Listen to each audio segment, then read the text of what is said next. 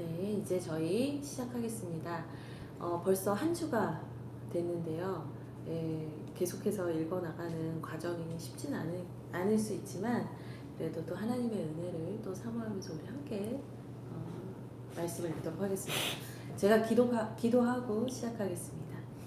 하나님 고맙습니다. 대림절 말씀 로드 어느덧 4일째가 되었습니다. 하나님 저희 이 릴레이를 계속해서 이어갈 수 있기를 원합니다. 아멘. 하나님의 말씀을 더 깊이 알고 깨달아 알고 또 그 말씀에 순종하는 삶이 되기를 원합니다. 주님 우리 모두에게 깨닫는 은혜와 순종할 수 있는 은혜를 더하여 주시옵소서. 예수 그리스도의 이름으로 기도합니다. 아멘. 네.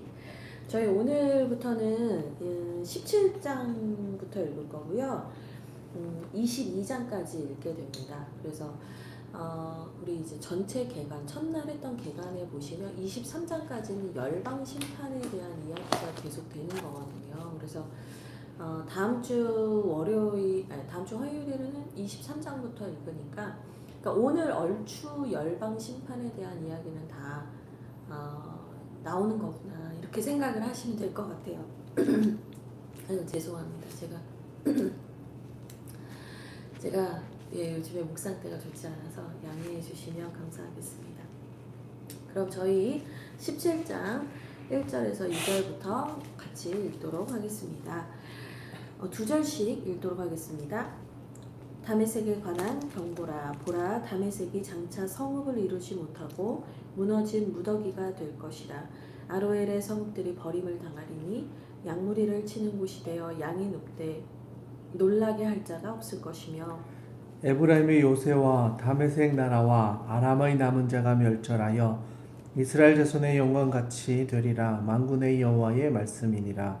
그날에 야곱의 영광이 쇠하고 그 살찐 몸이 파리하리니 마치 추수하는 자가 곡식을 거두어 가지고 그의 손으로 이삭을 벤 것 같고 르바임 골짜기에서 이삭을 주운 것 같으리라.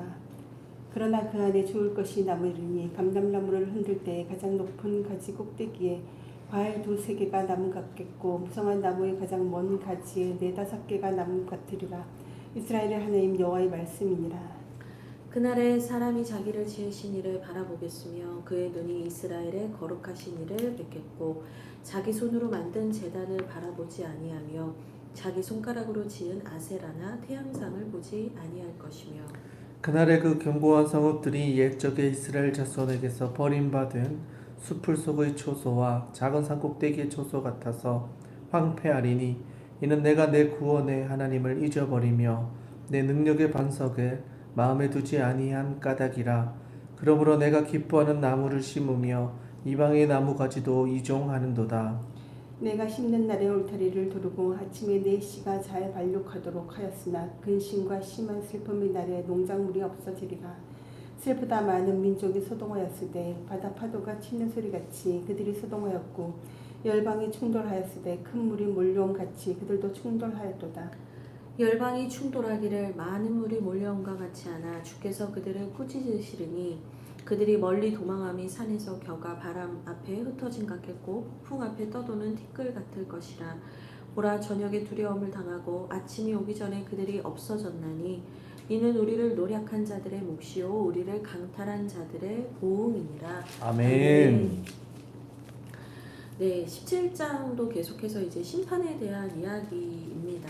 이 앞에서 저희가 바벨론으로부터 시작을 해서 바벨론 그리고 뭐 블레셋, 모압, 아수르 뭐 이런 나라들에 하나님의 심판이 있을 거다라는 얘기를 계속 했죠. 17장은 바로 이 아수르의 어떤 심판이 임할 것인가를 좀 더 상세히 다루고 있습니다. 1절을 보면 다메섹에 관한 경고다 이렇게 얘기를 하는데요. 다메섹이 이제 제가 아수르라고 그랬죠. 아람에 대한 경고입니다. 이 다메섹에 대한 경고라 이렇게 나오는데 이 다메섹이 아람의 수도거든요. 그래서 결국에는 아람도 망하게 될 것이다 라는 얘기를 하는 것이 이제 17장인데요. 이 17장에 아람에 대한 얘기만 하는 게 아니라 아람과 함께 짝꿍인 나라 북이스라엘도 결국엔 망하게 될 거다라는 얘기를 하고 있습니다. 저희가 그 앞에서 역사 얘기를 잠깐 했었는데요. 아람 왕 르신과 그다음에 북이스라엘의 왕 베가가 이 협동 작전을 해서 이제 함께 힘을 모아가지고 유다를 괴롭혔었잖아요. 근데 이 둘이 이제 같이 망하게 된다라는 얘기를 하는 겁니다. 근데 이제 이거는 이제 다른 이방 나라에 대한 심판들은 좀 시간이 좀 있다가 일어날 일들이지만 이건 사실 지금 아람하고 북이스라엘은 금방 곧 닥칠 심판에 대한 얘기거든요. 그래서 보시면 이 아람이 어떻게 망하는가 요 얘기를 해주는데요. 3절 에브라임의 요새와 다메섹 나라와 아람의 남은 자가 멸절한다 이렇게 나와 있습니다. 그러니까 에브라임의 요새 이렇게 나오면 북이스라엘의 대표 지파를 써놨다. 북이스라엘을 말하는구나. 그냥 이렇게 이해하시면 편하거든요. 그러니까 북이스라엘이 요새를 갖고 있어도 망할 거고 다메섹도 다 없어질 거다 이렇게 얘기를 합니다. 그러면서 4절에 그날의 야곱의 영광이 쇠할 거다 이렇게 얘기를 하는데요. 이 야곱도 뭘 의미하는 거냐면 이 야곱의 몸에서 12지파가 나오잖아요. 그러니까 결국에는 이제 북이스라엘이 망하게 될 거다 이 얘기인데 영광이 쇠한다라는 표현이 나와요. 이 영광이 쇠한다라는 건 그냥 그 나라의 어떤 자랑이나 그 나라가 번성했던 것들이 쇠한다라는 의미도 있지만 사실 이 영광이 쇠한다라는 거랑 연결해서 생각해 볼 수 있는 단어가 뭐냐면 이가봇이라는 단어예요. 그러니까 사무엘상에 보면 엘리 제사장이 있던 시대 때 블레셋이랑 전쟁을 하는데 이 여호와의 궤가 있으면 이 여호와의 말씀과 이 여호와의 임재를 상징하는 여호와의 궤가 있으면 우리가 전쟁에서 이길 거다라고 하면서 전쟁터에 여호와의 궤를 가지고 갔다가 블레셋한테 그 궤를 뺏기잖아요. 그러면서 이제 그 엘리 아들들 다 죽고 엘리도 목이 부러져 죽는데 그때 그 엘리의 며느리가 애를 낳는데 그 애 이름이 이가봇이에요. 예. 하나님의 영광이 우리에게서 떠났다 이거거든요. 그러니까 여기서 영광이 쇠했다, 영광이 떠났다라고 할 때 이스라엘 사람들은 당연히 생각할 수밖에 없어요. 하나님의 영광이 떠나는 거구나. 이렇게 연결지어서 생각할 수밖에 없는 거죠. 그러니까 결국엔 하나님의 백성이 하나님의 영광을 비추어 반사하는 존재인데 하나님의 영광이 떠나버려서 결국엔 그들이 심판받게 됐다라는 얘기를 합니다. 또 5절, 6절을 보면 참 재밌는 표현들이 나와요. 참 시적인 표현들인데 마치 추수하는 자가 곡식을 거두어 가지고 그의 손으로 이삭을 벤 것 같겠다 이렇게 얘기를 해요. 그러니까 무슨 얘기냐면 가을에 보면 차 타고 가다가 황금 물결이 보이잖아요. 근데 이제 사람들은 차 타고 가다가 보이는데 저는 집에서 보여요. 저희 집이 농뷰라 네 이렇게 화려한 도시 안에 논이 있어요. 근데 이게 가을에 너무 예쁜 노란색으로 황금 물결이 됐다가 어느 날 탁 이렇게 커튼을 쳤는데 정말 까까머리처럼 민둥산이 돼 있는 거예요. 그래서 추수했구나 이제 그때 그걸 느끼는 거죠. 근데 지금 이 아람이나 북이스라엘의 망함이 어떠냐?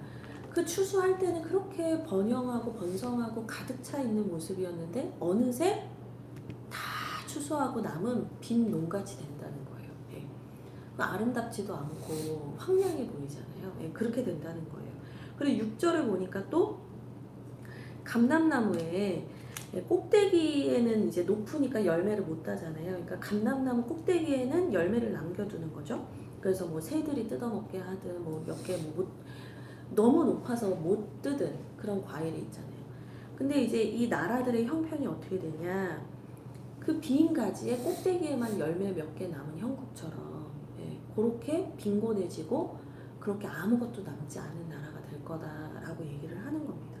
그래서 7절에 보니까 그날에 또 그날에라는 말로 시작을 하죠. 그래서 4절에도 그날에 7절에도 그날에 그 심판의 날에 사람이 자기를 지으신 이를 그때서야 바라보겠다라는 얘기를 하는 거예요. 그때서야 사람들이 나를 지으신 이를 바라보고 거룩하신 하나님을 바라보면서 그제서야 가난한 마음으로 회개하게 될 거다라는 얘기를 하고 있습니다. 그래서 그때서야 8절에 우상 숭배를 하지 않을 거다. 네. 그러면서 그렇게라도 회개하면 다행이지만 이들이 왜 이렇게 정말 이렇게 심판을 받고서야 회개하는가 이렇게 보면 이유가 10절에 네가 네 구원의 하나님을 잊어버리며 네 능력의 반석을 마음에 두지 아니한 까닭이다 이렇게 얘기를 하고 있습니다. 그러니까 결국에는 이 사람들이 이렇게 심판을 받게 된 원인은 분명한데 그들이 하나님을 잊었기 때문이다라고 얘기를 합니다. 그러니까 하나님의 그 구원의 감격을 잊어버리면 우리의 마음에 우상이 쉽게 들어오는 것 같아요. 우리의 삶에서도 그렇잖아요. 우리가 날마다 하나님의 그 사랑과 예수 그리스도의 십자가 은혜와 성령님의 그 충만하심이 매일 매순간 느껴진다면 우리 안에 우상이 틈탈 수가 없잖아요. 틈탔다가도 금방 가겠죠. 근데 결국엔 뭐냐, 우리가 하나님을 잊어버리면 우상은 우리 안에 또아리를 틉니다. 그래서 계속해서 우리가 아침에도 또 밤에도 기도하고 하나님을 붙잡는 이유가 뭐냐, 우리는 너무 하나님을 잘 잊어버리는 존재 같아요. 뭐 아람만 그렇고 북이스라엘만 그렇고 남유다만 그런 게 아니라 우리 존재가 그래요. 우리가 하나님을 열심을 내어서 붙잡지 않으면 우리 금방 잊어버려요. 여기서 이제 같이 말씀 나눔하시는 우리 권사님이 어제 명언을 말씀해 주셨는데 어떤 얘기를 해주셨냐면 세상 일도 최선을 다해야 잘 되듯이 신앙도 하나님 앞에서 몸부림을 치고 애를 써야 하나님을 겨우 붙잡고 사는 것 같다, 이런 고백을 하시더라고요. 제가 우리 권사님의 고백에 너무 은혜를 받았는데요. 그러니까 내가 가만히 있으면서 내가 편안하게 있으면서 하나님이 알아서 해주시겠지, 이거 아니거든요. 신앙은 우리가 하나님을 잊지 않기 위해 우리가 하나님을 향하여서 나아가고 갈망하고 하나님을 만나기를 열망하는 거, 이거 너무 중요하다는 생각이 듭니다. 어쨌든 이런 심판의 이야기가 쭉 나오고 있습니다. 그러면서 11절에 보면은 농작물이 그날에 없어질 거다.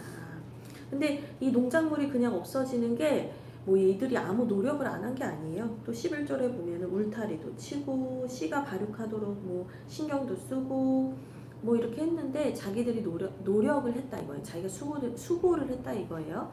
근데 그 심판의 날에는 농작물이 없어지리라. 그러니까 수고하지만 얻을 것이 없는 상태가 될 것이다 라고 얘기를 합니다. 이게 이사야 1장 19절이랑 연결이 되는 거거든요. 이 이사야 1장 19절에 무슨 말씀이냐면 제가 읽어드릴게요.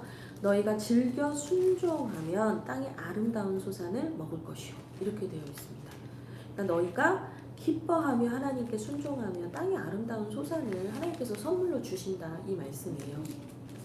근데 17장에 가서 심판 때 가서는 농작물이 없어지리라. 이게 무슨 얘기냐면 이들이 결국 순종하지 않았으므로 자기들이 수고하고 자기들이 애쓰나 자기 맘대로 자기 계획대로 일이 안 될 거다, 이 얘기입니다. 그러면서 12절에서 결국에는 이들이 슬프다, 많은 민족이 소동하였을 때 바다 파도 치는 소리같이 그들이 소동하게 될 거다, 이렇게 얘기를 합니다. 그래서 큰 물이 몰려온 같이 그들도 결국엔 충돌하게 된다, 12절에서 얘기를 하는데 이게 뭘 이렇게 이미지를 그리시면 되냐면 큰 물이 나에게 덮쳐와서 이리저리 우리가 떠다니는 모습, 이리저리 밀려다니는 모습을 연상하시면 돼요. 그러니까 이제 북에서 이제 바벨론이라는 신흥 국가, 또 아수르라는 나라가 아직은 있지만 이 북에서부터 아수르든 뭐 바벨론이든 이렇게 밀고 내려올 거잖아요. 그 나라들의 그 큰 물결에 너희들이 요동치는 배와 같이 될 거다, 이제 그런 얘기를 하는 겁니다. 그래서 계속 13절에 많은 물이 몰려올 거다. 아수르에 의해서 결국에 아람이나 북이스라엘이 망하게 될 거를 얘기하는 거고요. 그때의 모습이 겨가 바람 앞에 흩어진 같겠고 폭풍 앞에 떠도는 티끌 같은 것이다. 뭐 내가 막 몸을 주체하지 못하고 이리저리 막 휩쓸려가는 상태가 될 것이다, 이제 얘기를 하고 있습니다. 자, 이제 18장을 읽을 텐데요.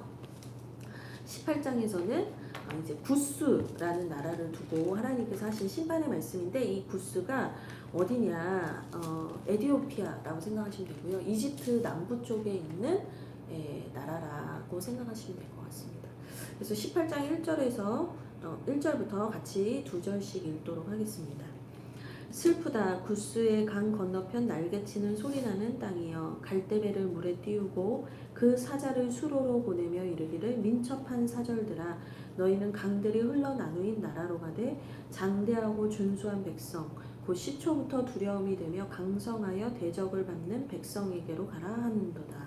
세상의 모든 거민, 지상에 사는 너희여, 산들 위에 기치를 세우거든 너희는 보고 나팔을 불거든 너희는 들을지니라. 여호와께서 내게 이르시되 내가 나의 처소에서 조용히 감찰함이 쬐이는 일광 같고 가을 더위의 운무 같도다. 추수하기 전에 꽃이 떨어지고 포도가 맺혀 익어갈 때에 내가 낫으로 그 연한 가지를 베며 퍼진 가지를 찍어버려서 산의 독수리들과 땅의 들짐승에게 던져주리니 산의 독수리들이 그것으로 여름을 지내며 땅의 들짐승들이 다 그것으로 겨울을 지내리라 하셨습니다. 그때 강들이 흘러 나누인 나라의 장대하고 준수한 백성 곧 시초부터 두려움이 되며 강성하여 대적을 밟는 백성이 만군의 여호와께 드릴 예물을 가지고 만군의 여호와의 이름을 두신 곳 시온산에 이르리라. 아멘. 아멘. 네, 18장은 짧죠. 예, 구스라는 나라에 대한 이 심판의 얘기를 하는데요. 1절을 보면 좀 이해하기 힘든 구절이 나와요. 뭐냐, 강 건너편 날개치는 소리가 나는 땅이요, 이렇게 얘기를 하거든요. 그러니까 이 날개친다는 게 무슨 말이냐, 뭐 이렇게 구스를 왜 이런 식으로 묘사하나 이렇게 생각하실 수 있는데, 이제 보통 이제 성서학자들의 몇 가지 이제 해석이 있는데요. 첫 번째는 이 구스라는 나라에 벌레가 많았대요. 곤충. 그래서 곤충이 왜 날 때 파닥파닥파닥파닥 이런 소리 있잖아요.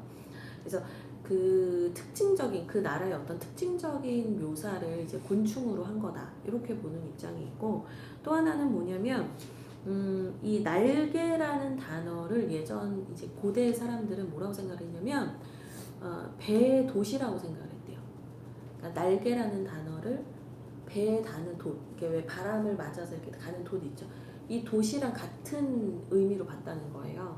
그러니까 날개가 왜 훨훨 날아서 뭔가 이렇게 바람을 이렇게 막 이렇게 타면서 이렇게 빨리 가게 하잖아요. 그러니까 이제 배에 달린 돛을 그렇게 이해했던 것 같아요. 그래서 이 구스라는 나라가 결국에는 배를 타고 무역도 하고 뭐 여러 가지로 배를 타고 다니면서 자기네들의 어떤 외교 활동을 했던 나라여서 그런 배를 타고 이리저리로 빨리빨리 움직이는 민족들아, 뭐 이런 의미로 해석을 한다고도 합니다. 그래서 저의 입장은 묻지 마세요. 이 말도 맞고 저 말도 맞아 보입니다. 근데 둘 다 맞다라고 생각이 되는 게 2절에 보면 갈대배를 물에 띄우고 라는 표현을 써요. 그래서 너희가 수로로 그 배를 타고 너희가 어디론가 가라, 이런 표현들이 나오는 걸 봐서는 그 나라가 실제로 이런 배를 타고 뭔가 활동을 했던 게 진짜 맞는 것 같고, 또 여기에서 4절과 5절을 보면 농사에 관련한 얘기들이 나와요. 그래서 이제 농사와 관련된 이야기들이 나오기 때문에 곤충이나 뭐 이런 부분에 대해서 연결할 수도 있겠다라는 생각이 듭니다. 아무튼 중요한 건 너희가 심판이 임박했는데 그 심판이 임박한 상황에서 너희들이 이리저리로 가봐라. 너희가 여기저기로 가봐라. 너희가 너희의 구원을 이룰 수 있나 봐라. 뭐 이 말인 거죠. 그래서 2절에 너희들이 흘러서 장대하고 준수한 백성, 그 시초부터 두려움이 되며 강성하여 대적을 밟는 백성에게로 가봐라. 너희를 구원할 수 있나 가봐라. 사실은 없는 거죠. 그러면서 4절에 여호와께서는 사실 너희를 조용히 감찰하고 계신다라고 얘기를 해요. 그러니까 우리는 막 우리를 구원해줄 막 누군가를 막 찾아서 막 이리저리로 막 급하게 막 움직이고 있는데, 사실 하나님은 그 모습조차도 조용히 보고 계신다는 거예요. 근데 그 조용히 보시는 모습을 뭐로 표현하냐면 쬐이는 일광 같고 가을 더위의 운무 같대요. 그러니까 쬐이는 일광 같고 가을 더위의 운무 같다, 이 말이 무슨 얘기냐면 운무가 구름과 안개 이런 말도 되는데 밤이슬을 의미하거든요. 그러면 이슬이 내릴 때 소리가 있나요? 소리가 없어요. 이슬은 그냥 조용히 늦가을에 왜 그 일교차가 크면은 이슬이 내리는데 그 이슬은 조용히 온단 말이죠. 그러면 또 쬐이는 일광, 빛이 그러다 아침이 돼서 빛이 쫙 쪼여요. 그럼 그게 소리가 나네요. 우리가 빛이 떴을 때 지금 햇빛이 뜨고 있어 뭐 이렇게 생각을 하나요? 그 지금 햇빛이 뜨는 것에 대해서는 사실은 소리 없이 반드시 임하는 거라는 걸 농사짓는 사람들은 너무나 잘 알아요. 근데 하나님이 우리를 감찰하시는데 어떻게 감찰하시냐? 그렇게 소리 없이, 그러나 반드시 우리를 보고 계신다, 이제 이 얘기를 하는 거예요. 그러면서 그들의 열심이나 뭐 그들의 수고가 사실은 이제 효력이 없는 거죠. 오히려 7절에 보니까 그때 이런 일들이 있을 거야라고 얘기를 하는데 이 7절이 2절이랑 되게 많이 유사해요. 그렇죠? 근데 7절은 목적지가 달라요. 어떻게 다르냐 제가 읽어드릴게요. 7절에 그때에 강들이 흘러 나누인 나라의 장대하고 준수한 백성 곧 시초부터 두려움이 되며 강성하여 대적을 밟는 백성이 만군의 여호와께 드릴 예물을 가지고 만군의 여호와의 이름을 두신 곳 시온산에 이르리라. 예. 아까는 그 대적을 짓밟는 강성한 나라에게로 가라 이렇게 얘기를 했는데 7절에서는 만군의 여호와의 이름을 두신 곳 시온산에 너희가 결국은 가게 될 거다. 네, 이렇게 얘기를 합니다. 근데 그 심지어 뭐라고 하냐면 대적을 밟는 백성이 그곳으로 가게 될 거다라고 얘기를 해요. 그러니까 결국에는 그 시대에 패권을 쥐고 있었던 나라들조차 모든 이방 열방이 결국엔 하나님 앞에 엎드리게 될 거다 이 얘기를 하는 거죠. 그래서 이 말씀이 앞에 있는 또 이사야랑 또 연결이 돼요. 그래서 2장의 3절에 보면 많은 백성이 이르기를 오라 우리가 여호와의 산에 오르며 야곱의 하나님의 전에 이르자 그가 그의 길을 우리에게 가르칠 것이다. 우리가 그 길로 행하리라 하리니 이는 율법이 시온에서부터 나올 것이요 여호와의 말씀이 예루살렘에서부터 나올 것임이니라 이렇게 얘기를 합니다. 그러니까 무슨 말이냐? 결국에는 많은 열방이 모든 열방이 시온산에 모여서 하나님의 말씀을 배우고 하나님의 백성으로 살게 될 때가 그날이 올 거다. 평화의 나라가 임하게 될 거다. 이 얘기를 하는 거거든요. 그러니까 이들이 지금은 막 이리저리로 자기의 살 바를 알지만 막 찾아보지만 결국에는 그게 헛수고고 종국에는 종말론적으로는 하나님의 나라가 이루어지고 그때는 모두가 하나님 앞에 엎드리게 될 거다. 이 얘기를 하고 있습니다. 우리 함께 19장 말씀을 보도록 하겠습니다. 애굽에 관한 경고라 보라 여호와께서 빠른 구름을 타고 애굽에 임하시리니 애굽의 우상들이 그 앞에서 떨겠고 애굽인의 마음이 그 속에서 누구리로다. 내가 애굽인을 격동하여 애굽인을 치리니 그들이 각기 형제를 치며 각기 이웃을 칠 것이요 성읍이 성읍을 치며 나라가 나라를 칠 것이며 애굽인의 정신이 그 속에서 쇠약할 것이요 그의 계획을 내가 깨뜨리리니 그들이 우상과 마술사와 신접한 자와 요술객에서 물으리로다. 내가 애굽인을 잔인한 주인의 손에 붙이리니 포악한 왕이 그들을 다스리리라. 주 만군의 여호와의 말씀이니라.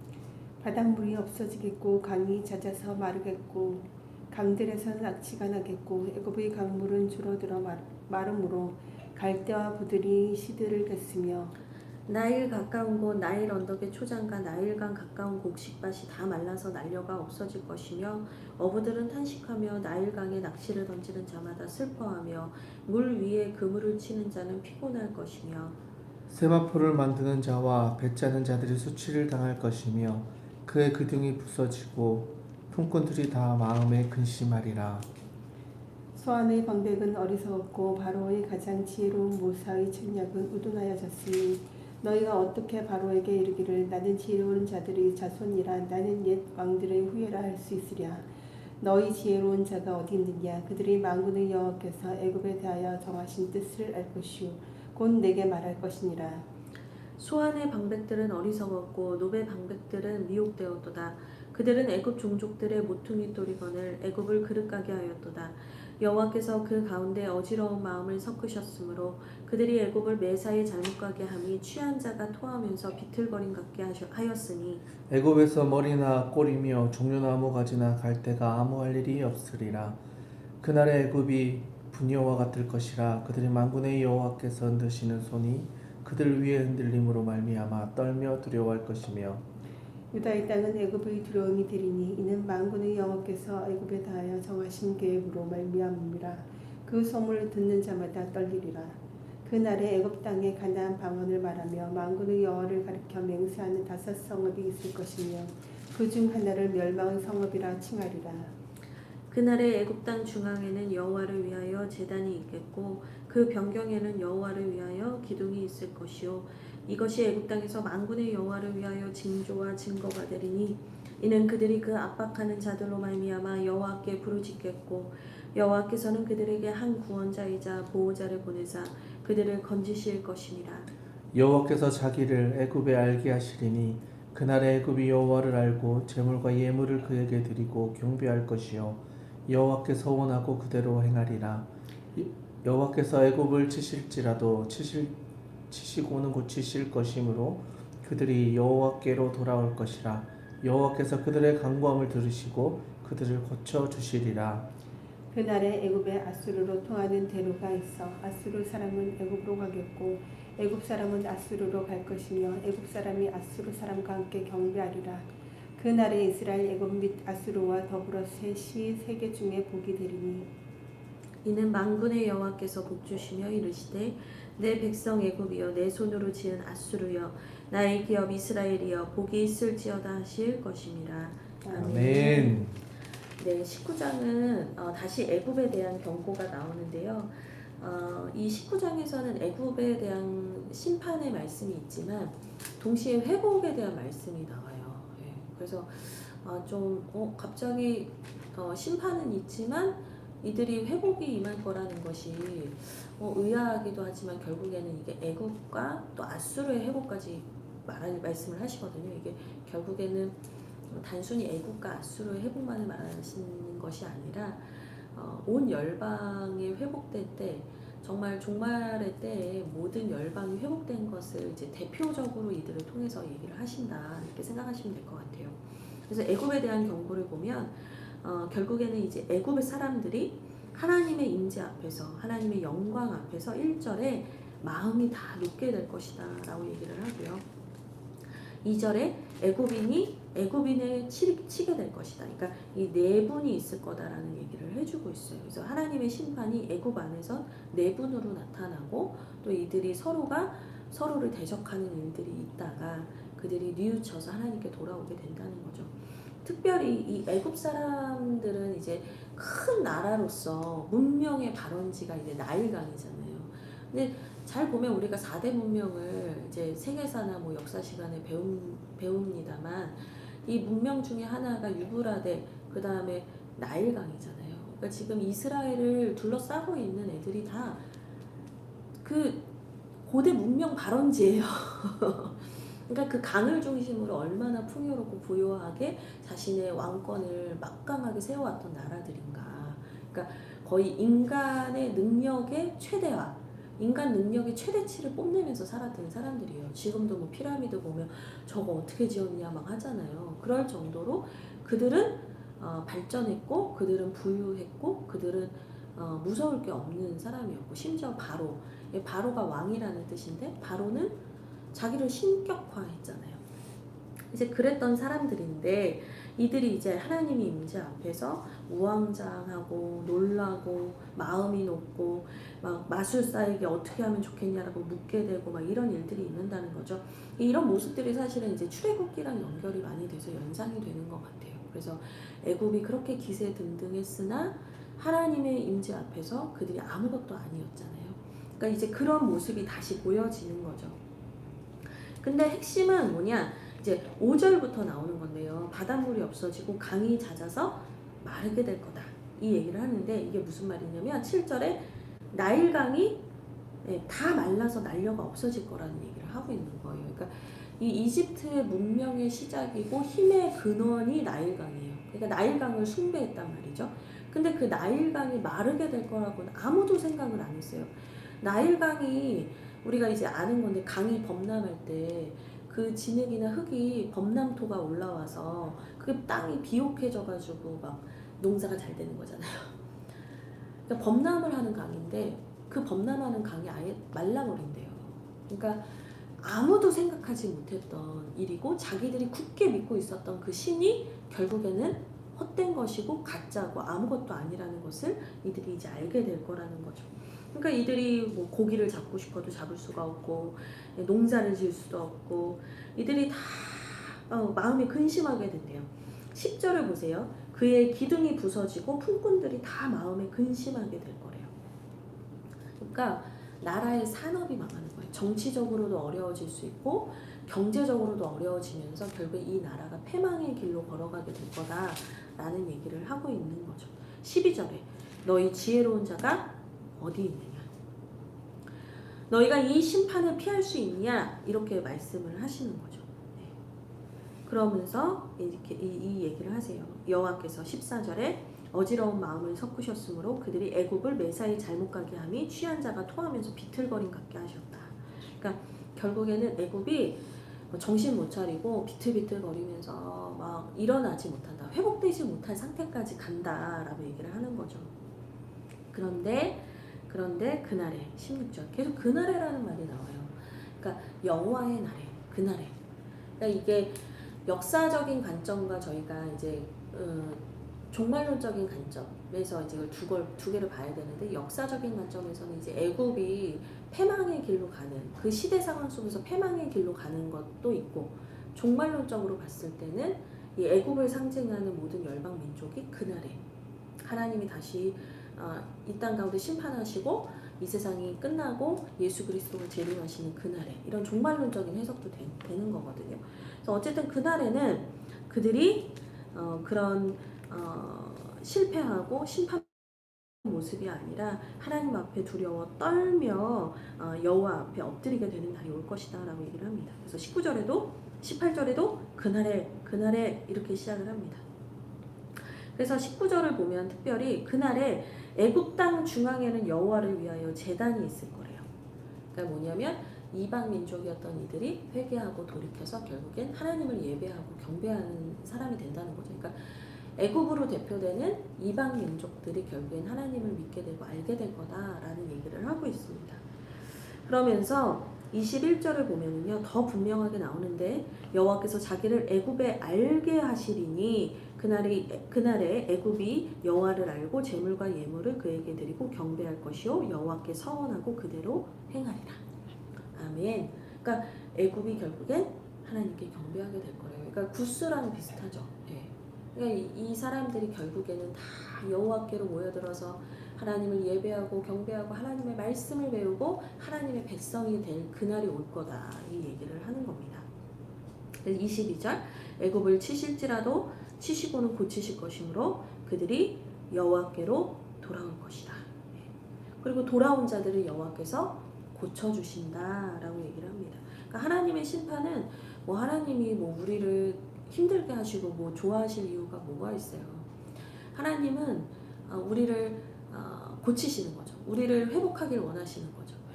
그 히브리서 12장에 보면 하나님의 징계하심을 너희가 슬퍼하지 말라는 말씀이 있어요. 왜냐? 친아들이니까 때린다 이 말이에요. 친아들이니까 책망한다 이거거든요. 사생자면 혼내지도 않는다 이거예요. 결국에는 하나님께서 뭐 이스라엘 남유다만 사랑하시는 게 아니라 그들을 택하셨던 이유는 그들을 통해서 모든 열방을 구원하기 위함이었잖아요. 근데 걔네가 제사장 나라로서의 역할을 못하고 같이 망해가니까 하나님이 답답하셨던 거지. 결국에는 하나님이 이스라엘과 남유다를 회복하시고 모든 열방을 회복하시게 되는 게 하나님의 구원 역사에 들어가 있는 거죠. 예. 그래서 23절에도 그날에 24절에도 그날에 하나님께서 회복하실 거다라는 얘기를 하면서 참 재미있는 표현이 나오는데요. 24절입니다. 이스라엘이 애굽 및 아수르와 더불어 셋이 세계 중에 복이 되리니 셋 얘기를 되게 굳이 해요. 이게 무슨 얘기냐? 근데 이게요. 이 당시의 역사적인 배경과 상황을 좀 알아야 되는데 이스라엘의 입장에서는 사실 강대국은 애굽이었어요. 애굽이 정말 강대국이었어요. 막 정말 이 강대국을 우리가 어떻게 이길 수 있냐 뭐 이런 생각을 할 정도로 강대국이었기 때문에 보통 이제 이스라엘은 정치 외교적으로 할 때 친애국 정책을 폈어요. 예. 우리가 뭐 친미, 뭐 친중 뭐 이런 식으로 하듯이 이 사람들은 친애국 정책을 폈어요. 보수적인 입장에서는 친애국 정책을 펴는 그러니까 그렇게 정치를 했었죠. 근데 아수르는 신흥 세력이에요. 그러니까 아수르에게 뭔가 조공을 바친다든지 아수르와 뭐 친밀하게 지낸다든지 이런 거는 별로 선호하지 않았어요. 그래서 우리나라가 옛날에 뭐 명나라에게는 조공을 바칠지언정 왜 오랑캐에게는 조공을 바치지 않겠다 막 이런 느낌으로다가 이스라엘도 친애국 정책은 보수적인 입장이었지만 친아수르 하고 싶어 하지 않아 했어요. 근데 이제 아수르가 북에서 너무나 세력이 강해져서 내려오니까 지금 아람도 푸시하고 북이스라엘도 푸시했잖아요. 이 남유다도 사실은 아수르에 의해서 정말 끝장날 뻔해요. 이제 저희가 뒤에서 읽겠지만 히스기야 시대 때 큰일 날 뻔하거든요. 근데 어쨌든 뭔가 이런 게 있어요. 애굽하고는 친하게 지내면 좋은 것 같은데 이 북에서 오는 저 오랑캐들하고는 별로 친하게 지내고 싶지 않다라는 마음이 있었어요. 그래서 이 역학관계가 복잡했어요. 그래서 이스라엘이 결국에는 이제 하나님이 나중에 예레미야 선지자를 통해서 말씀하신 건 뭐냐면 북에서 오는 세력들과 그냥 잘 지내라는 거예요. 그냥 쟤네한테 너희가 그냥 수굴이라는 거예요. 어차피 얘네가 패권을 쥐고 얘네가 이 열방을 제패할 거기 때문에 너희가 쟤네랑 싸우지 마라. 근데 왕들이 또 신하들이 계속 친애국 정책을 펴다가 바벨론한테 더 두들겨 맞은 것도 있어요. 아수르한테도 그렇고. 그래서 애국을 붙잡든 아수르를 붙잡든 그렇게 누군가를 붙잡아야 살 수 있는 형편이 대한민국이랑 되게 비슷해요. 우리도 왜 친미, 친일 뭐 이쪽을 붙잡는 분이 있고 친중 뭐 이렇게 하는 분들이 있잖아요. 그러니까 이게 외교를 어디를 붙잡을 거냐에 따라서 우리나라의 흥망성쇠가 달린 것처럼 이스라엘이 그랬단 말이에요. 근데 이제 그렇게 역학관계가 복잡했던 시대 속에서 하나님께서 무슨 얘기를 하시냐? 그날에 24절에 이스라엘이 애국과 아수르와 다 화평하게 된다는 거예요. 셋이 그냥 다 복의 근원이 되고 다 잘 살 거래요. 다 친하게 될 거래요. 사자굴에 어린이가 손 놓고 장난쳐도 울지 않는 그 나라가 역사적으로도 될 거다. 또 시대적으로도 될 거다. 이런 얘기를 하는 거죠. 근데 이제 이게 궁극적으로 뭐냐? 결국에는 정치적으로 뭐 이렇게 될 거다라는 것도 이제 당시적으로는 뭐 그렇게도 해석할 수 있지만 더 궁극적으로는 모든 열방이 예수 그리스도 안에서 하나된 가족이 되고 한몸된 나라가 될 거라 이 얘기를 하는 거거든요. 그래서 이 본문 19장은 되게 선교적인 본문이에요. 네. 이방 선교의 어떤 예표처럼 드러나는 본문이다라고 이렇게 이해하시면 될 것 같습니다. 20장부터는 좀 역사적인 얘기가 나오는데 특별히 19장 24절에서 말한 애국과 아수르의 관계가 더 노골적으로 나오는 본문이거든요. 그래서 저희가 20장부터 2절씩 읽으려고 하는데요. 짧으니까 한 절씩 돌아가면서 읽겠습니다. 아수르의 사르곤 왕이 다르단을 아스돗으로 보내매 그가 와서 아스돗을 쳐서 취하던 해니라. 그때 여호와께서 아모스의 아들 이사야에게 말씀하여 이르시되 갈지어다 내 허리에서 배를 끌고 내 발에서 신을 벗을지니라 하시매 그가 그대로 하여 벗은 몸과 벗은 발로 다니니라. 여호와께서 이르시되 나의 종 이사야가 3년 동안 벗은 몸과 벗은 발로 다니며 애굽과 구스에 대하여 징조와 예표가 되었느니라. 이와 같이 애굽의 포로와 구스에 사로잡힌 자가 아수르 왕에게 끌려갈 때 젊은 자나 늙은 자가 다 벗은 몸과 벗은 발로 볼기까지 드러내어 애굽의 수치를 보이리니 그들이 바라던 구스와 자랑하던 애굽으로 말미암아 그들이 놀라고 부끄러워할 것이라. 그날에 이 해변 주민이 말하기를 우리가 믿던 나라 곧 우리가 아수르 왕에게 벗어나기를 바라고 달려가서 도움을 구하던 나라가 이같이 되었음즉 우리가 어찌 능히 피하려 하리라. 아멘. 네, 20장 1절도요. 되게 많은 이야기가 담겨 있어요. 이거 거의 우시야 왕이 죽던 애랑 거의 비슷한 건데 이걸로 설교하다가 제가 주님 왜 제가 계속 이게 걸리나요? 장난입니다. 죄송합니다. 화이팅.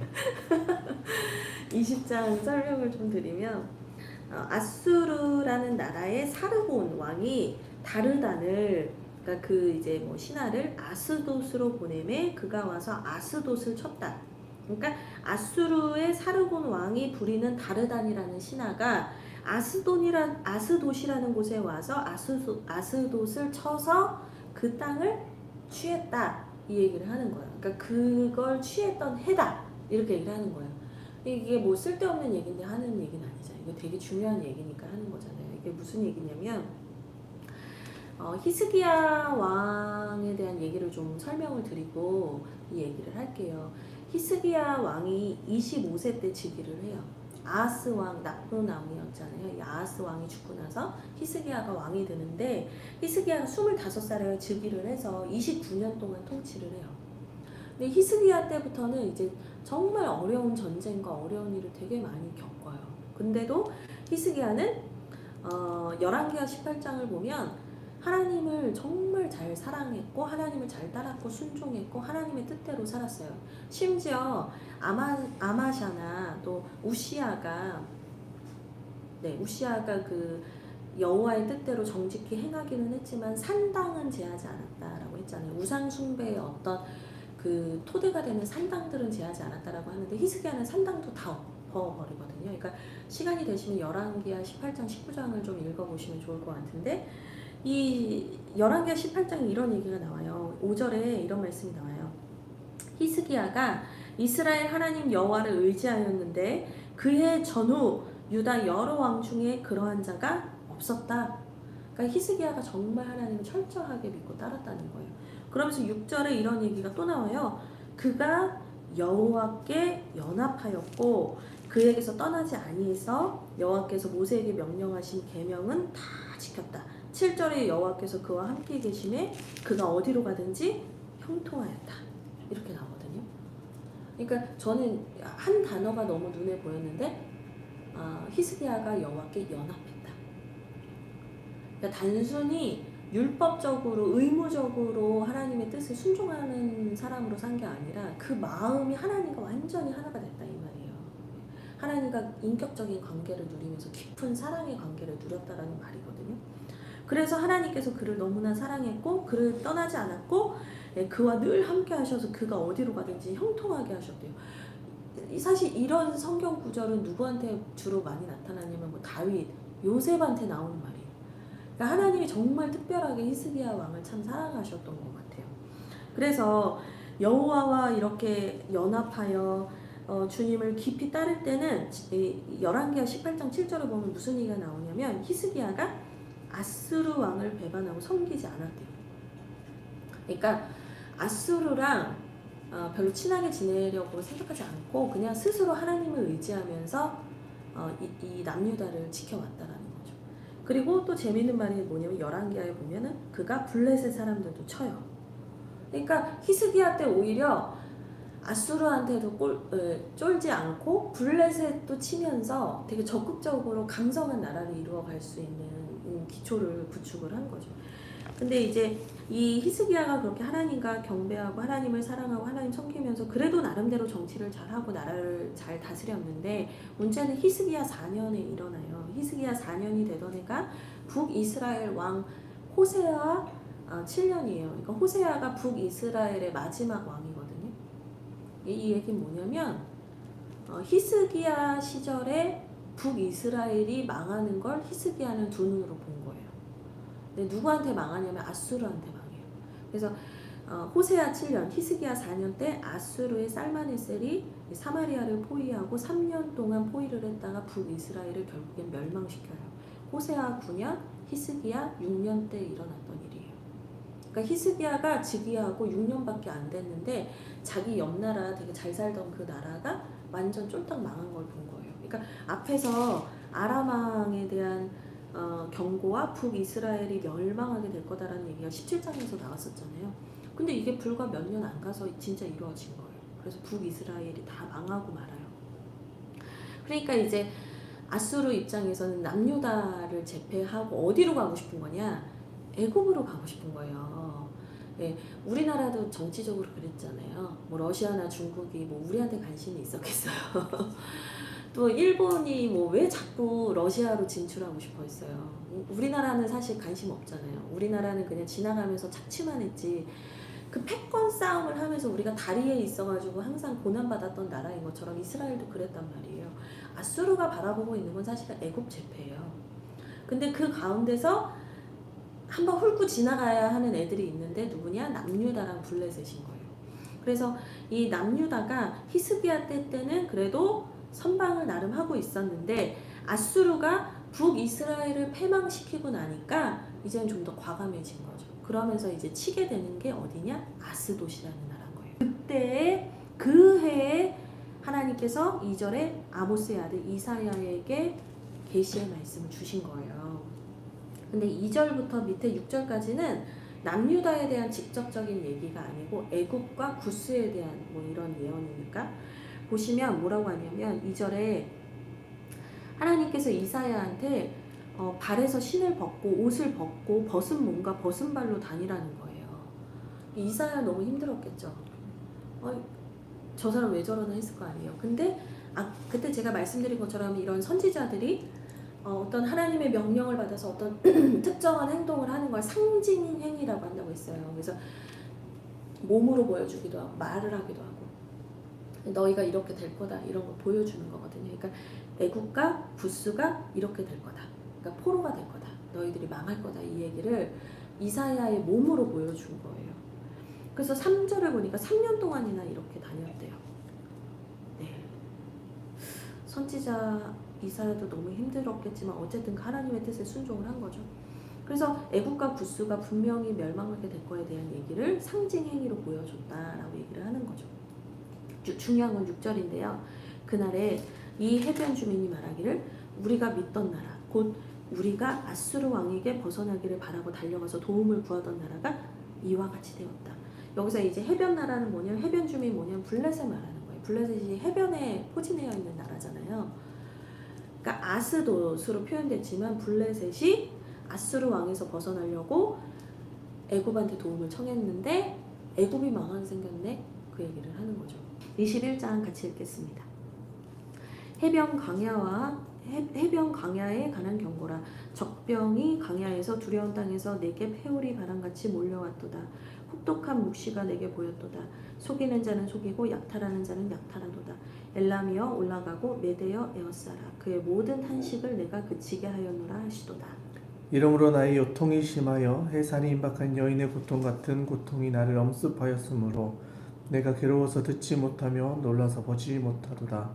내 마음이 어지럽고 두려움이 나를 놀랍게 하며 희망의 서광이 변하여 내게 떨림이 되도다. 그들이 식탁을 베풀고 파수꾼을 세우고 먹고 마시도다. 너희 고관들아 일어나 방패에 기름을 바를지어다. 주께서 내게 이르시되 가서 파수꾼을 세우고 그가 보는 것을 보고하게 하되 마병대가 쌍쌍이 오는 것과 나기 때와 낙타 때를 보거든 귀 기울여 자세히 들으라 하셨더니 파수꾼이 사자같이 부르짖기를 주여 내가 낮에 늘 망대에 서 있었고 밤이 새도록 파수하는 곳에 있었더니 보소서 마병대가 쌍쌍이 오나이다 하니 그가 대답하여 이르시되 함락되었도다 함락되었도다 바벨론이여 그들이 조곡한 신상들이 다 부서져 땅에 떨어졌도다 하시도다. 내가 질밟은 너여 내가 타작한 너여 내가 이스라엘의 하나님 만군의 여호와께 들은 대로 너희에게 전하였노라.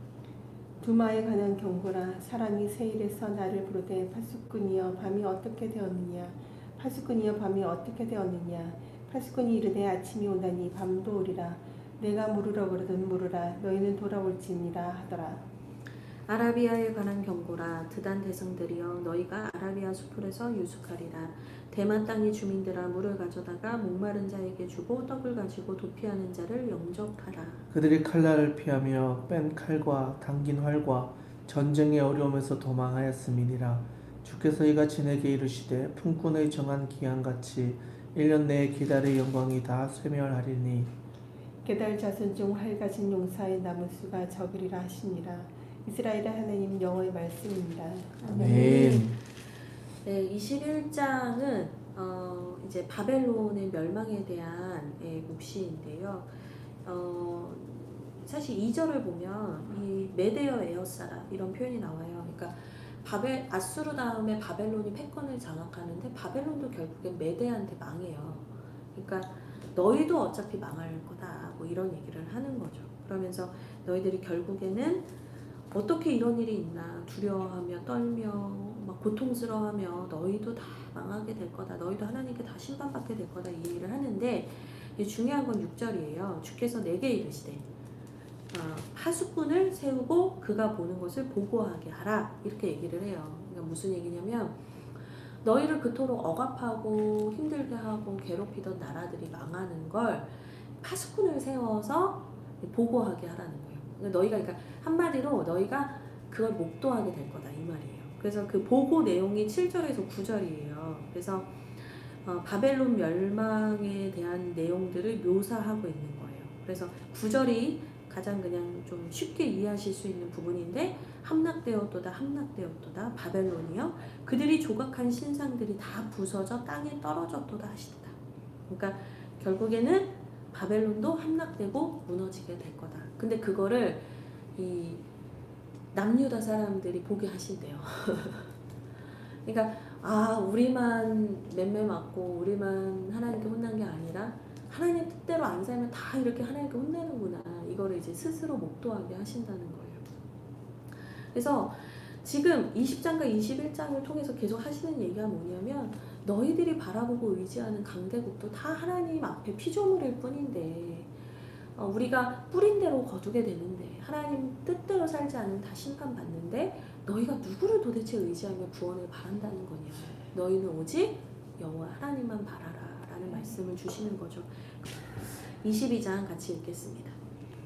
환상의 골짜기에 관한 경고라. 네가 지붕에 올라가면 어찌함인고 소란하며 떠들던 성 즐거워하던 고을이여 너의 죽음을 당한 자들은 칼에 죽은 것도 아니요 전쟁에 사망한 것도 아니라. 너희 관원들도 다 함께 도망하였다가 화를 벌이고 결박을 당하였고 너희 멀리 도망한 자들도 발견되어 다 함께 결박을 당하였도다. 그러므로 내가 말하노니 돌이켜 나를 보지 말지어다. 나는 슬피 통곡하겠노라. 내 딸 백성이 패망하였으므로 말미암아 나를 위로하려고 힘쓰지 말지니라. 환상을 골짜기에 주 만군의 여호와께로부터 이르는 소란과 발핀과 혼란의 날이여 성벽의 무너뜨림과 산악에 사무쳐 부르짖는 소리로다. 엘람 사람은 화살통에 메었고 병거탄 자와 마병이 함께하였고 기르 사람은 방패를 드러냈으니 병거는 네 아름다운 골짜기에 가득하였고 마병은 성문에 정렬되었도다. 그가 유다에게 덮였던 것을 벗김에 그날에야 네가 숲을 곳간에 병기를 바라보았고 너희가 다윗성에 무너진 곳이 많은 것도 보며 너희가 아랫못에 물도 모으며 또 예루살렘의 가옥을 개수하며 그 가옥을 헐어 성벽을 견고하게도 하며 너희가 또 옛 모수이물을 위하여 두 성벽 사이에 저수지를 만들었느니라. 그러나 너희가 이를 행하신 일을 앙망하지 아니하였고 이 일을 옛적부터 경영하신 일을 공경하지 아니하였느니라. 그날에 주 만군의 여호와께서 명령하사 통곡하며 애곡하며 머리털을 뜯으며 붉은 배를 따라 하셨거늘 너희가 기뻐하며 즐거워하며 소를 죽이고 양을 잡아 고기를 먹고 포도주를 마시면서 내일 죽으리니 먹고 마시자 하는도다. 만군의 여호와께서 친히 내 귀에 들려 이르시되 진실로 이 죄악은 너희가 죽기까지 용서하지 못하리라 하셨느니라. 주 만군의 여호와의 말씀이니라. 주 만군의 여호와께서 이르시되 너는 가서 그 국고를 막고 왕국 맡은 자 셈달을 보고 이르기를 내가 여기와 무슨 관계가 있느냐 여기에 누가 있기에 여기서 너를 위하여 묘시를 받느냐 높은 곳에 자기를 위하여 묘시를 받고 반석에 자기를 위하여 초소를 쪼아내었도다. 나 여호와가 너를 단단히 결박하고 장사같이 세게 던지되 반드시 너를 모질게 감싸서 곰같이 광막한 곳에 던질 것이라. 주인의 집에 수치를 끼치는 너희여 내가 그곳에 죽겠고 내 영광이 수레도 거기에 있으리라. 내가 너를 네 간직에서 쫓아내며 네 지위에서 낮추리니 그날에 내가 힐기야의 아들 내 종 엘리야김을 불러 내 옷을 그에게 입히며 내 띠를 그에게 띄워 힘있게 하고 내 정권을 그의 손에 맡기리니 그가 예루살렘 주민과 유다의 집의 아버지가 될 것이며 내가 또 다윗의 집의 열쇠를 그의 어깨에 두리니 그가 열면 닫을 자가 없겠고 닫으면 열 자가 없으리라. 못이 단단한 곳에 박힌같이 그를 견고하게 하리니 그가 그의 아버지 집의 영광의 보좌가 될 것이요 그의 아버지 집의 모든 영광이 그 위에 걸리리니 그 후손과 족속되는 각 작은 그릇 곧 종지로부터 모든 항아리까지니라. 만군의 여호와께서 이르시되 그날에는 단단한 곳에 박혔던 못이 사그리니 그 못이 부러져 떨어지므로 그 위에 걸린 물건이 부서지리라 하셨다 하라. 나 여호와의 말이니라. 아멘. 네, 마지막 이제 22장입니다. 여러분 잘 오셨고요. 22장은 환상의 골짜기에 관한 경고다 이렇게 성경에 표제어가 있습니다. 이 환상의 골짜기고 옛날 뭐 다른 성경에는 이상의 골짜기 뭐 이렇게 되어 있는데요. 이제 골짜기라는 게 나오면 이게 뭘 상징하냐면 예루살렘을 상징하는 거거든요. 예루살렘 성전 자체가 골짜기를 중심으로 이렇게 되어 있어요. 옆에 주변에 골짜기들이 있고 또 하나님을 이방 나라들이 표현할 때 산의 신이다 이렇게 표현을 해요. 예. 그러니까 자기네 나라마다 뭐 자기들이 섬기는 신이 있잖아요. 근데 그 신들을 뭐 이렇게 자기들이 별명을 붙였는데 하나님에 대해서는 산의 신이다 이렇게 붙였거든요. 왜냐 하나님이 산에서 계시하시고 또 이스라엘이 처해 있는 환경이 이제 산이나 골짜기들이 있는 곳이다 보니까 그렇게 표현을 했죠. 그래서 이 골짜기에 임한 환상이다. 이거는 예루살렘을 향하여 남유다를 향하여 하나님이 주시는 경고의 말씀이다라고 합니다. 그래서 1절과 2절에 보면 너희가 지붕에 올라가고 소란하여 떠들고 즐거워하던 고을이다 이렇게 얘기를 해요. 그러니까 이들이 그동안 너무나 좀 흥청망청 뭐 지금 시대나 뭐 이 정세를 보지 않고 우리는 괜찮겠지라고 하면서 흥청망청 살았다는 거예요. 저는 이 말씀 보면서 왜 자꾸 우리나라 생각이 나는지 뭐 전쟁 준비하고 뭐 정말 이렇게 삼엄한 일들이 막 일어나는데 우리나라 사람들은 막 흥청망청하는 시대가 아닌가 막 이런 생각이 들 정도로 유사하다 막 이런 느낌이 많이 들었어요. 어쨌든 너희도 결국에는 심판받게 될 거다라는 얘기를 하는 건데요. 너희들이 이제 8절에 보면은요. 8절부터 11절에 보면 너희가 사실은 병기도 준비했었고 또 너희가 전쟁이 날 때를 대비해서 뭐 물도 너희가 수로를 만들고 또 심지어는 가옥을 개수해서 그 가옥을 헐어서 성벽을 견고하게도 했대요. 그러니까 무슨 말이냐면 집을 허물어서 차라리 그 재료로 성벽을 보수하면서까지 전쟁 준비도 했다는 거예요. 또 11절에 보니까 저수지도 만들었대요. 그러니까 군사적인 채비를 너희가 철저히 하는 듯도 했으나 결국에는 너희가 이 심판 앞에서 너희가 피할 수는 없다. 이 얘기를 하는 거거든요. 왜냐?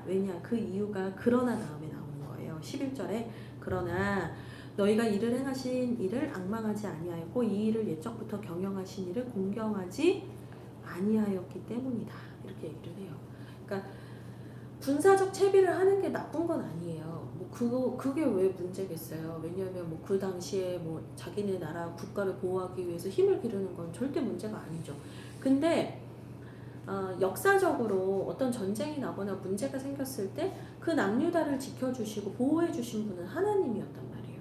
근데 하나님이 구원해 주셨거든요. 그러니까 이런 역사를 돌아볼 때 어떤 위기와 어려움에서 구원하신 건 하나님이었어요. 근데 어느 순간부터 그 하나님에 대한 우선순위를 잃어버리고 너희가 너희들의 힘으로 너희들이 뭔가를 해보려고 하는 순간부터 어려움이 온 거 아니었냐 이런 얘기를 이제 하는 거죠. 그러면서 너희가 13절에 너희는 여전히 기뻐하며 즐거워하며 소를 죽이고 양을 잡아 고기를 먹고 포도주를 마시면서 아이 뭐 내일 어차피 죽으면 죽는 거지 먹고 마시자 이런다는 거예요. 너무나 이거는 믿음이 아니잖아요. 어떻게 되겠지? 이건 믿음이 아니에요, 여러분. 뭐 하나님 알아서 해주시겠지? 이건 믿음 아니에요, 여러분. 이거는 교만이에요. 이거는 하나님을 믿는 것도 아니고 결국에는 내 혈기와 내 욕망대로 살다가 회개치 않는 교만한 모습을 보이는 것 뿐이란 말이에요. 근데 이제 남유다가 이제 그렇게 될 거라는 거죠. 이제 그러면서 너희가 이렇게 하면 안 된다. 하나님이 너희를 어떻게 살려주셨는데 너희가 하나님 앞에 철저하게 엎드리고 회개해야 된다. 이 얘기를 하는 거죠. 그러면서 15절부터 셈나에 대한 얘기를 하면서 이 셈나에 대한 책망이 계속 이어져요. 18절에 주인의 집에 수치를 끼치는 너여 이렇게 얘기를 해요. 그러니까 셈나가 원래는 국고를 맡은 자니까 뭐 재무장관이냐 뭐 아니 총리 정도로 보면 되는데요.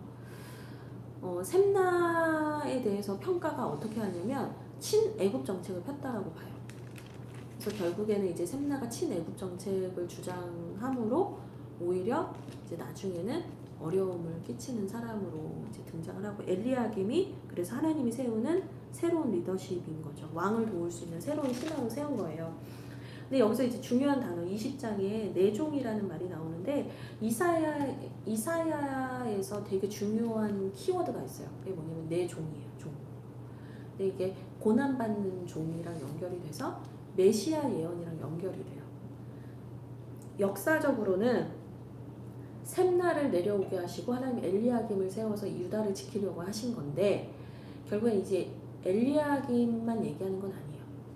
종국에는 뭘 얘기하는 거냐면 하나님의 이 사명을 받아서 이 백성과 나라를 살리는 하나님의 종에 대한 얘기를 하는 거예요. 근데 그 종이 고난받는 종, 그러니까 고난을 통해서 순종함으로 구원과 회복을 이루는 하나님의 종, 메시아에 대한 예언으로 연결이 되는 거예요. 그래서 22절에 어서 많이 보시지 않았어요? 다윗의 집의 열쇠를 그의 어깨에 두리니 그가 열면 닫을 자가 없겠고 닫으면 열 자가 없으리라. 어서 많이 보셨죠? 계시록 3장, 요한계시록 3장 7절에 나오는 말씀이에요. 예수 그리스도를 예표하는 말이에요. 그래서 결국에는 역사적으로는 엘리야김을 통해서 남유다를 지키시려는 그런 하나님의 열심도 보이지만 종말론적으로는 고난받는 종으로 이 땅에 오셔서 이 백성을 구원하시고 살리시는 예수 그리스도, 하나님의 메시아를 말하고 있다라는 겁니다. 그래서 대략적인 설명은 이 정도 드리면 될 것 같고요. 중요한 거는 이걸 이제 뭐 성경만 지식으로 알고 끝나는 게 중요한 게 아니라 적용을 하는 건데요. 오늘 이제 말씀 적용을 좀 정리하겠습니다. 아무리 대단해 보이고 아무리 절대로 나는 무너지지 않을 거야 라고 했던 나라들이 다 무너졌어요. 다 망했어요. 결국엔 하나님의 말씀대로 됐고 하나님 앞에 그들은 먼지와 같고 티끌과 같았다라고 성경은 얘기합니다. 오늘 이 말씀을 묵상하시면서 내가 하나님이 아닌 다른 것을 의지하고 있는 것이 무엇인가, 내가 믿고 있는 뭐 돈이든 성공이든 사람이든 그것은 우리를 지켜주지 못한다라는 거, 내가 하나님보다 더 신뢰했던 것 기도하시면서 하나님께 물으시고 회개하시는 시간을 가지시면 좋겠습니다. 또 하나 우리가 적용할 것이 있는데요. 그게 뭐냐면 하나님께서는 지금 이 역사적인 상황 속에서는 계속되는 갈등 상황들이 있지만 하나님께서는 하나님을 믿고 하나님께 간구하고 하나님께 나오는 자를 반드시 회복하신다는 겁니다. 그리고 하나님께서 원하시는 나라는 평화의 나라예요. 네.